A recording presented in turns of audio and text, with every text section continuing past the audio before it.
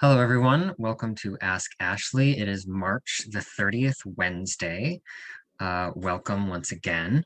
Today's theme is drought, and we are joined by, as usual, Ashley Overhouse. Hi, how are you doing? Hi, Eric. I'm doing okay. It's a bit of a depressing topic today, but I think we can tackle it. Hi everyone. I'm Ashley Overhouse, Resilient Rivers Director at Friends of the River, here today to chat about California's drought, aka our new normal.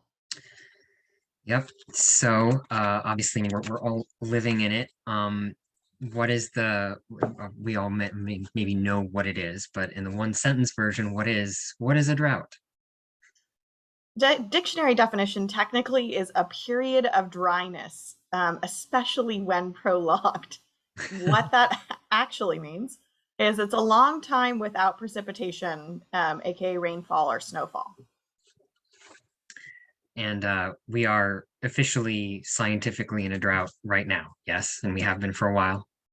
Yes, so basically we're in year three of a drought, and according to the U.S. Drought Monitor, yes, that is a thing. They do periodic updates, and as of March 22nd, 100% of California and Nevada is in drought, with about 40% in extreme or exceptional drought, which are or levels of drought. Most of the western United States actually was exceptionally dry in February, with record low total rainfall or snowfall at over 200 data collection sites. In California, we had the driest January and February in state history, which led to a March 1st snowpack of less than 70% of average, down from 160% at the start of the new year. That means that there'll be low reservoir carryover, and we will see the impacts of snow drought into summer and beyond. Yeah, after that snowpocalypse back in December, we've gotten basically nothing up here in Nevada County since then. So, I mean, California has always had a relatively dry Mediterranean climate, but like what makes this drought so significant and why is it so different from what we're used to? That's a good question. I think we've mentioned this in a couple past Ask Ashley videos, but for those that have not, a new study came out in February last month that found that the most of the Western United States is experiencing its driest period in 1,200 years. So the last comparable, though not as severe, multi-decade mega drought occurred in the 1500s when the West was still largely inhabited by Native American tribes. And according to the study, roughly one-fifth of the current mega drought could be attributed to human-caused climate change. So only one-fifth. As global warming speeds up evaporation and disrupting weather patterns, and one of the authors of the study described our weather patterns in the West as a yo-yo, sometimes high, sometimes low. Climate change has put that yo-yo on an escalator heading down. And he said, we cannot let ourselves get tricked by a few wet years into giving up on the progress we're making, and we actually have to change our relationship with water. And so less water obviously means less water everywhere, but what does that mean in particular for the rivers of California? Drought severely impacts the water supply and water quality in California's rivers. So, drought means, of course, just less water in the river corridor itself, but also in the surrounding watershed and the riverbed itself. That means whatever water is left gets hotter, faster, and is generally lower in flow, if not completely dry in some areas altogether, as pictured here on this slide. This has devastating impacts to plants and wildlife, and that depend on a healthy river. It also negatively impacts interconnected groundwater supplies that are fed by healthy rivers. Drought also can increase negative water quality, leads to toxic, harmful algae blooms, increased salinity or saltwater intrusion in the Bay Delta, because less fresh water getting to the bay from rivers means that saltwater can intrude farther in, which also has its own ramifications. The Bay Delta really is not only a biodiverse hotspot, one of the few in the world, but also supports drinking water for most of the state. In short, this drought can be disastrous. Some could argue it already has been, jeopardizing ecosystems, water supply, and access to clean water for our most vulnerable. You said so the water gets hotter faster. That means it gets hotter sooner in the year, not like physically faster going down the river, right? Correct. Yes. So as the water sits stagnant, because Right. there's less flow to move it, it can get hotter under the temperature of the sun, and that's really what can cause those harmful algae blooms, especially. Yeah. And like as you said just a couple minutes ago, this isn't even all because of climate change. Like that we've struggled with droughts for several cycles now. Yes. So when I was talking about that mega drought earlier, we're talking about actually, frankly, two different droughts. The most recent drought in people's public minds is the one that we're in year 3 of for California. But honestly, most of the West has been in a mega drought for about 20 years now. And I could not say it better myself. Like you said, only 1/5 of this current drought, frankly, can be attributed to climate change. Our inability to cope with this mega drought is mostly caused by poor water management. So yeah, poor water management. How did California get here? Like, how does it get this bad where we are in year 3 of the worst drought in history and we still don't know what to do? Well, I've tried to simplify it, to try to simplify it for our viewers, and our members, into to mainly three steps, or three, frankly, lack of actions. The first is the state has been slow to act and take strong action to protect California's water resources and rivers. This is due to the fact that the state, frankly, has prioritized profit by privatizing water as a commodity to be sold rather than a human right. This is an issue of equity, first and foremost. Right now, water in California is first delivered under contracts and then archaic water rights that favor particular agencies, landowners, and industries over Native American communities, the general population, and the environment. Um, we know California will experience more weather whiplash as climate changes and receive more rain than snow, and less snowpack in the Sierra will require the state to better manage rivers, reservoirs, and the underground aquifers. But the state has been slow to do so, bowing to lobbying and lawsuits. For example, even though in 2021 the state limited diversions in the Klamath, Russian River, and the Bay Delta, the Delta cuts were particularly hung up in litigation and therefore not being enforced. Oh, Um, fun. yeah, and some argue that those cuts even themselves were not enough because water rights holders and water rights holders still got their 100% of allocation of water that year. So that's the first: state slow to act. Right. Second, the state's messaging has mainly focused on reducing urban or household water use, domestic water use. And that is misplaced and, frankly, falling on deaf ears. I'm sure people have heard before that we're experiencing what's called crisis fatigue.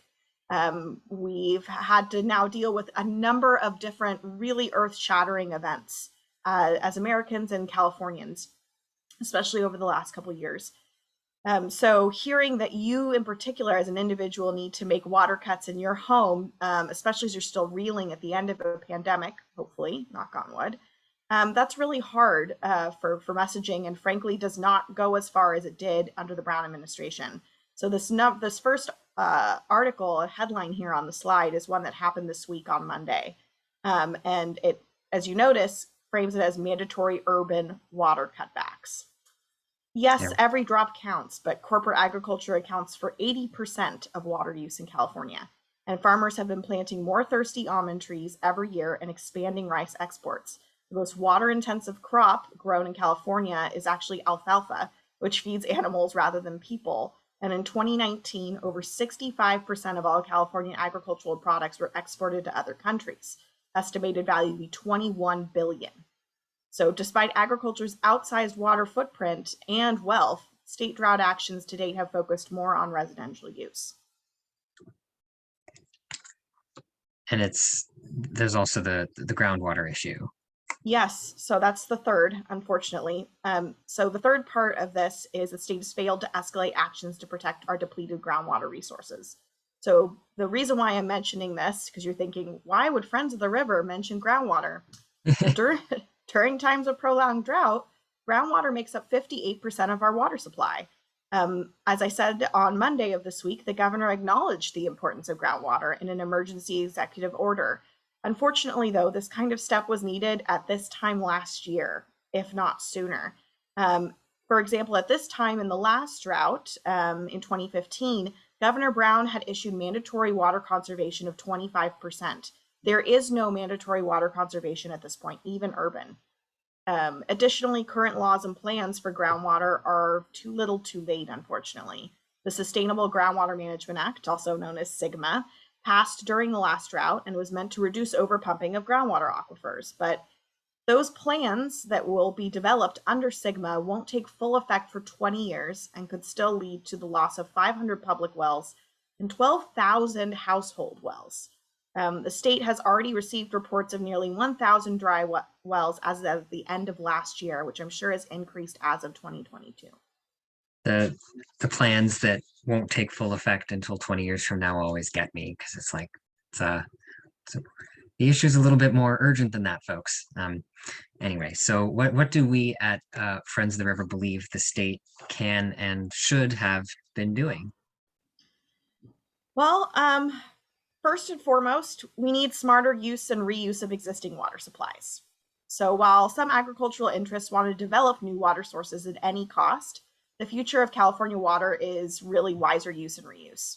So what does that mean? We need to reevaluate our water supply strategy as the climate changes. New dams and reservoirs won't increase supply when there's not enough rain or snow to fill current ones. Yeah, referring to reservoirs as new sources of water is pretty deceptive. Yes, it is. And the state needs to acknowledge this ASAP. Dams exacerbate climate-driven problems like harmful algae blooms and rising water temperatures. They also release planet heating methane. So really, they are just not a climate resilient option for California.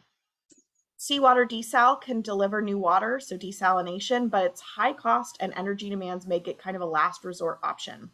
Really, honestly, the cheapest way to meet water needs at this point is to stretch current supplies. And the way that we could do that is to conserve. Last year, Newsom did have a 15% conservation target. Water use is generally down 14% since the last drought, but we need to conserve more.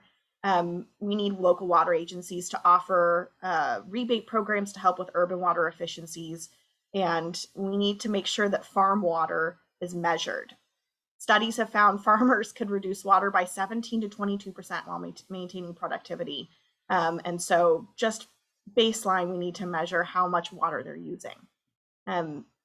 Overall, California needs to shift from a single-use water system, or what we affectionately call it as a pump and dump system, to one that includes more recycling and stormwater capture. The state treats 4 billion gallons of wastewater daily, but several communities are scaling up recycling, which is really great, including Los Angeles, which aims to reuse 100% of its wastewater by 2023. That's really exciting. Honestly, that's a that's a target model. year I can get behind. It's next year. Yes, it is. Yeah, and I think that that's something that we want to support as a model for the whole entire state moving forward. And what are some of the most obvious results of this overuse? I mean, many of us are probably aware of some of them, but like what happens? What do we get?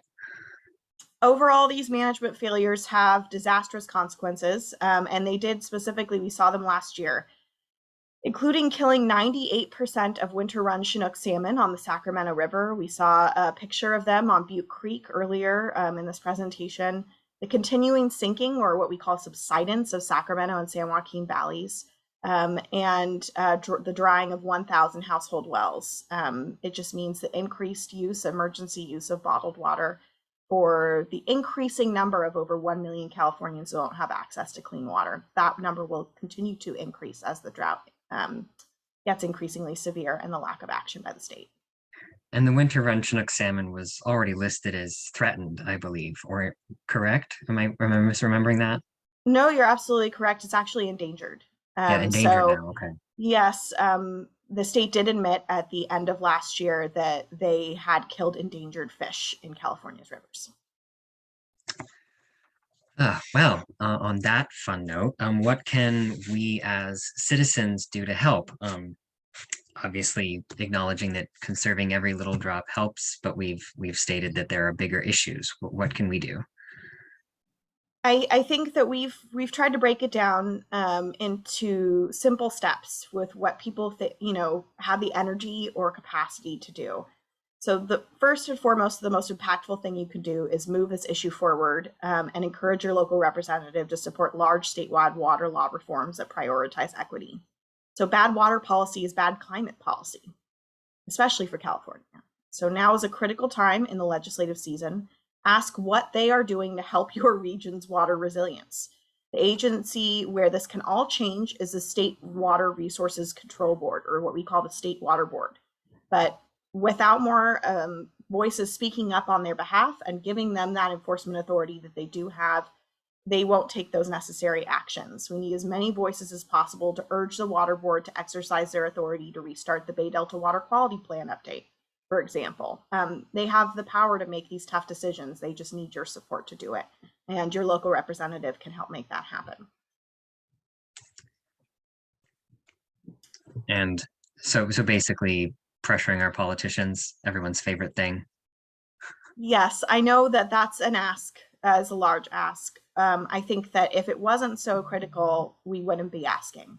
But frankly, we need more voices to speak up for equitable water management, especially to protect those most vulnerable. And frankly, we need to educate our representatives about 21st century water management. We have a lot of California representatives, bipartisan support for new dams and reservoirs, no new urban water efficiency standards, things that really we cannot afford to continue to support. Counter messaging like water is wasted when it goes out to the sea, or more dams will capture the rain from climate change. Those things are just factually false. So educating your representatives about the latest science studies for 21st century water management will go a long way. And like, also we should be aware that it's often not even malice. It is often just a fact of that, like, our representatives aren't, they don't know everything in the world. So they don't have, as much as they have staff, they only have, they themselves only have limited bandwidth. And sometimes they need people to bring the correct information to them and that bring them the correct courses of action. Of course. And, water is complicated, but it's made simpler now through a number of great organizations that have really helped increase water education in the classroom. And at the same time, because water change is climate change and vice versa in California, urgent action is easier to take because the issues are simplified under emergency times, frankly, under times of crisis. So with that, as inspiration, please make sure to call your local representative and urge reform.